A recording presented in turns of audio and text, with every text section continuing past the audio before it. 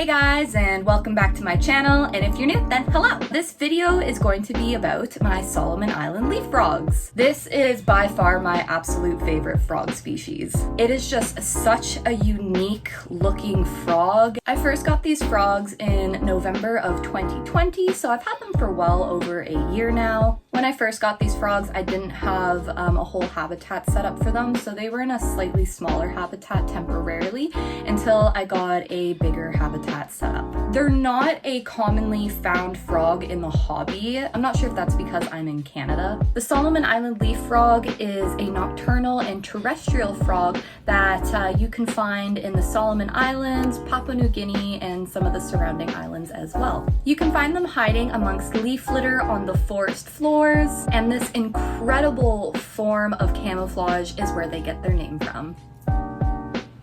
They're also polymorphic, so they come in a bunch of fun different colors such as rusty reds, yellows, brown beiges, and even green. If you like this video, then be sure to give me a thumbs up, leave me a comment down below, and hit that subscribe button if you want to see updates and videos on my pets like this in the future. But we're gonna get right on to it, and I'm gonna give you guys a little tour of my Solomon Island leaf frogs vivarium.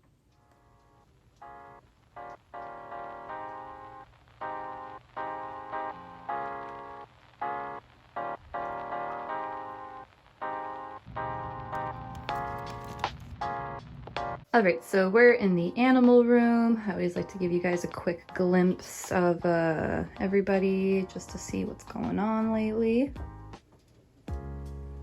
So my Solomon Island leaf frog enclosure is located on this bottom shelf down here. A lot of my reptiles that like it a bit cooler, I have them placed on lower shelves in my room here. As we know, heat rises, but let's take a closer look at my leaf frog enclosure.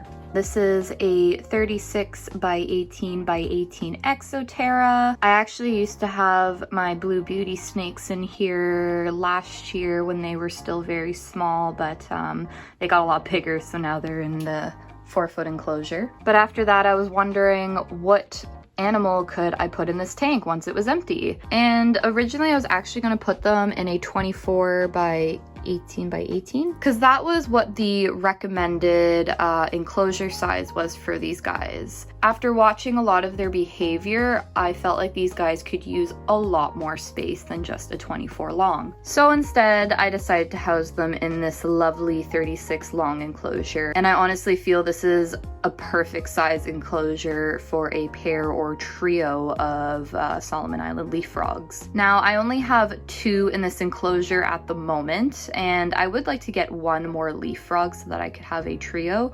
But for some reason, these frogs are very hard to find. I don't know why other people don't like them as much. I think that they're just so cool. I just also love any species of like reptile or amphibians that like mimic nature. I love masters of camouflage. So yeah, this is the tank size that I have them in. And then up here, I have what I believe is a 30-inch long Repti-Sun UVB light.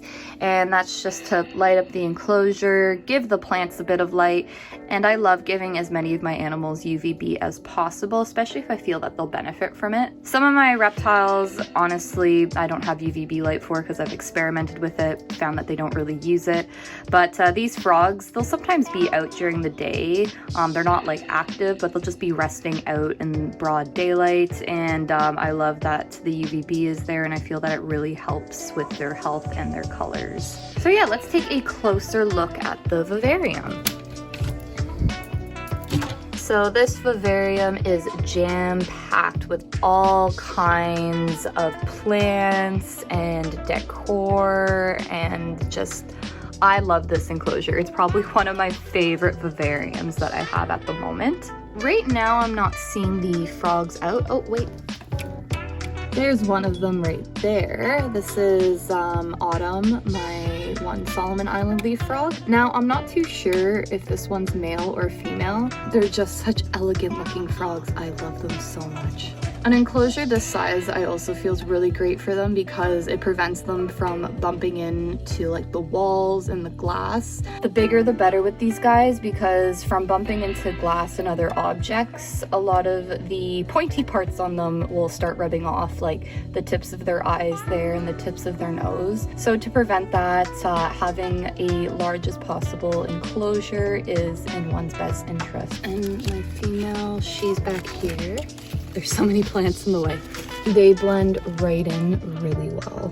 So my female, she is the kind of more rusty red colored leaf frog, and I love the variety of colors that these guys can come in. If I get a third one, I would really love to get either like a nice yellow or like green kind of colored one, just to have the variety of colors in here. But again, I haven't really even come across these guys much at all, so I'm honestly lucky if I even come across one. Let me see if I can get her to turn around without like entirely spooking her. Oh! They have quite the leap. I underestimated how much of a hop and a leap these guys can do. It's pretty impressive. Like from this end of the enclosure to this end of the enclosure, they can probably make a perfect hop, and still they could probably use more room. It's usually when they're spooked that I find that they end up doing these massive large leaps. I usually don't bother these guys at all. They usually like to hide in their cork round over here, but I just decided to kind of poke them out just so you guys can see them for this one video. And I honestly never bother them. They're always hiding, so it's nice to be able to see them. So first thing you guys will probably notice is that I have one of these lovely waterfalls in here. I believe this is by Exoterra. I have to double check, but this is the medium-sized one, and I just thought it'd be nice to have, you know, a little something special in here. I've never seen them use it or sit in it, but it does help add a little bit of humidity to the enclosure and makes it look really nice. And right down here, I just have a little water dish if they want to soak in. I've only ever really seen them soak in it only once. You don't need a large water bowl for these guys. They're not really frogs that you'll find like sitting in the water. So I just have a big enough water dish that they can fit their whole body in and soak themselves in if they'd like to.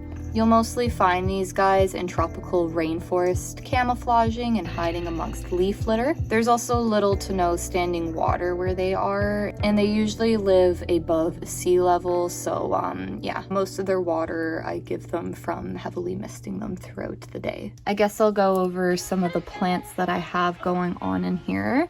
We'll start with the most simple kind of plants. I just have some pothos that's taking up most of the background of this enclosure. I do have to trim it quite often as it does overgrow quite a bit, but that's okay. We love plant trimmings. Then in this corner here, I have a lovely Bella Palm plant. I really like this plant. It really gives a Vivarium a tropical look, just kind of fills up the area. Then I kind of have like this odd mix of plants going on down here. So here I have what I believe is commonly called a Polynesian ivy. The Latin name is Peliona pulchra. Don't know if I'm saying that correctly. Please don't come at me for that. I'll just put the name on the screen. This one is a really nice vine. I do love it. The other day I went to trim it, and I think I trimmed a little bit too much off. I only wanted to trim like a little bit of it, and then I accidentally cut off like a huge piece, but it's okay. We just put it in another vivarium and let that grow. But it's already growing back pretty quickly. Like, look, there's already a new leaf there and everything. Then we got this kind of, I don't know what you would call this, another viney type plant. I believe this is commonly called gray baby tears, but the Latin name is Pilia glauca? I don't know. But I really love this. It has like this nice silvery glow to it. It grows really nicely in this enclosure. Got some creeping fig growing on the bottom here. It kind of just goes where it wants. I just trimmed this one as well recently. Finessing it still a little bit, but it's still growing in really nicely. I'm really happy about that.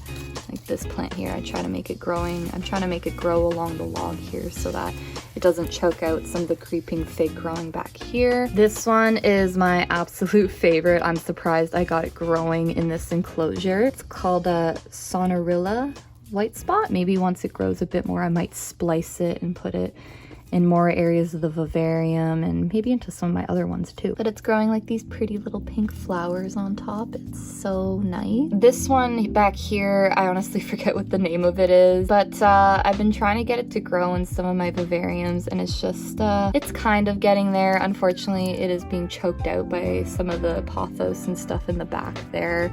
So I might have to kind of, oh, goodbye.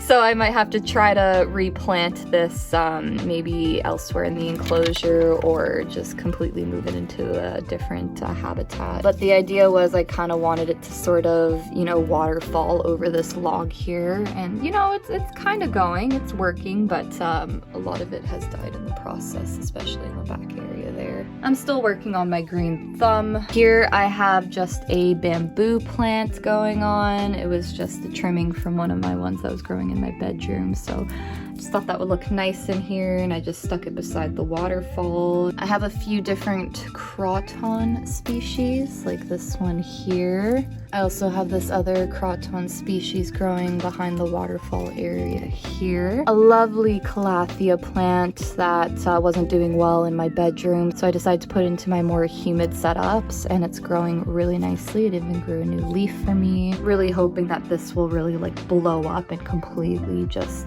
spread out a bit with its leaves and cover a lot of the kind of empty space up in here. And last but not least, we have one of our Swiss cheese plants over here. I just bought this at a reptile expo actually, so I just planted it next to the waterfall area and hoping it'll grow in a bit more. But besides that, I don't think I could fit any more plants in here. The substrate that I'm using, you can't see because it's so heavily planted. Hopefully you're kind of able to see here, but I have a layer of hydro balls, mesh.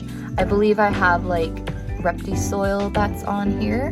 And then I topped it off with the Exoterra's Biostratum. That's their new substrate that they have from the Frogs & Co line. It's like this mineral-rich volcanic substrate from Japan. I don't know, it just looks really good in an enclosure, and I know you can't see it that well. It really helps with the plant growth. It looks really nice. It's almost like black caviar or something like that. I really do love this substrate. So that's what I have on top as kind of like a top layer. And as soon as I put that in there, my plants started growing like crazy. So I would highly recommend this for vivariums. Now for the hardscape, I don't have too much going on. I just kind of have this cork round in here that I just kind of have separating this kind of little water-like area. And although you can't see it, there is a cork round under here.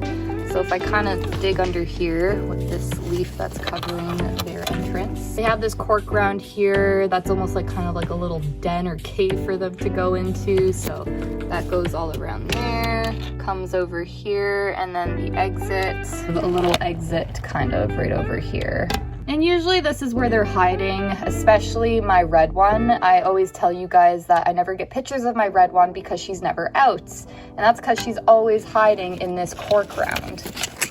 But that's kind of what I have for a hiding area. And honestly, they mostly hide amongst a lot of the plants. Like a lot of the time I'll find mine just kind of like buried amongst all this creeping fig hair, and they seem to really love it. And back here, I also kind of have this Malaysian driftwood piece that is also covered with a lot of plants, but they also love to kind of like hide under here as well. Last but not least, I have all these beautiful dry goods that I've spread out throughout the enclosure. I honestly love adding these sort of dry botanicals to all my vivariums because I find it really just brings a whole vivarium to life and really makes it look like there's a slice of the rainforest right in your own home. I got all these lovely dry goods from Gas City Exotics. They were so kind and amazing to send me these lovely botanicals to decorate my vivariums with. I was super excited when I got these in the mail, and I couldn't wait to decorate my vivariums with them. And you too can also decorate your vivariums like this. If you go to gascityexotics.com and use the code REDSFAUNIVERSE, you can get 15% off a lot of their dry goods on their website. And they have such a wide selection and variety of things that you can get and use for all your vivariums. As you can see, I've decorated a lot of my vivariums with those dry botanicals. botanicals that he sent me. Looks really, really nice. I actually am considering getting more for myself. I've even put some into my tortoise enclosure. And thank you so much to Gas City Exotics for helping me decorate and making all my vivariums beautiful. Once again, gascityexotics.com, and if you use the code REDSFAUNAVERSE, you'll get 15% off on their website. So go check them out, and I'll put the link in the description box down below. But I'll go over what some of these are. Here I have a coconut geode. I have never thought this was a thing, but this is super pretty and really whimsical to put into your vivariums. These mahogany pods, I have one here and I have one in the corner over here. Then I have these Saru and Artie pods in here as well. Again, it just brings like a lot of texture, I feel, to the enclosure. I just love adding like dry botanicals of like different shapes, sizes, and textures to my vivariums. It also is beneficial to your isopods and springtails since they can hide under all these botanicals, and also use them for a bit of food as well. Then I have these lovely magnolia leaves just spread out throughout the enclosure. I didn't put too many in there because they're really big, but I find that the frogs like to hide under them and fills up some empty space. Gotta have leaves for the leaf frogs, guys. So yeah, guys, let me know what you think. Feedback is much appreciated. Once again, there's not much information or videos on these frogs out there, so I thought I'd give you guys a little sneak peek on what I have set up for my Solomon Island leaf frogs, and hopefully it'll help give people some ideas as to how they should set up their leaf frog enclosure. Thank you guys so much for watching this video, and I really hope that you all enjoyed it. Let me know what you think in the comment section down below, and I will see you all next time. Stay weird, everyone.